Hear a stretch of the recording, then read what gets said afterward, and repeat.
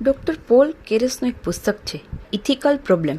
તેમાં તેણે અમેરિકામાં બનેલી ઘટનાઓનું વર્ણન કર્યું છે.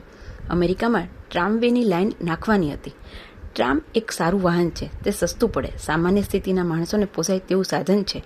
મુંબઈમાં પણ આવી ટ્રામ હતી. તેમાં 8-10 કિલોમીટરનો પ્રવાસ તે કાળે એક આનામાં કરાતો. ટ્રામવે શરૂ થાય તો ગરીબોને સારું સાધન મળે તેમ હતું.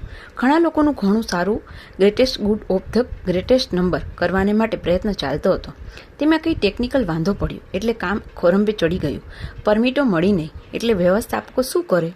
તેમાંથી એક ભાઈએ રસ્તો કાઢ્યો. જે અધિકારી ટેકનિકલ વાંધો ઉઠાવતો હતો તેને લાંચ ખવડાવી દીધી. લાંચ મળી કે તરત જ કામ સીધું થઈ ગયું.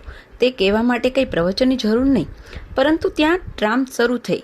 પરિણામે તે વ્યવસ્થાનું બહુ મોટું કૌતુક થયું. ગરીબ લોકોને તો તેનું ખૂબ વર્ણન કર્યું. ગરીબોને રાહત થઈ, તેથી લોકોએ તેનો બહુ મોટો સત્કાર કર્યો. થોડા દિવસ પછી ખબર પડી કે ટ્રામ શરૂ કરવા માટે તે ભાઈ અધિકારીને લાંચ આપી હતી, તેથી તેની ઉપર જ કેસ કરવામાં આવ્યો. કેસ શરૂ થયો, પરંતુ જ્યુરી બેન્ચે તે આ બાબતમાં નિર્ણય કરી શકી નહીં. વ્યવસ્થાપકે કહ્યું કે મારો હેતુ ઉદાત્ત હતો. સામાન્ય માણસને સહેલી અને વહેલી સગવડ થાય તે જોવાનું હતું, તેથી મેં લાંચ આપી. આમાં કંઈ મારો વ્યક્તિગત સ્વાર્થ ન હતો. આ બધું તેણે સિદ્ધ કર્યું.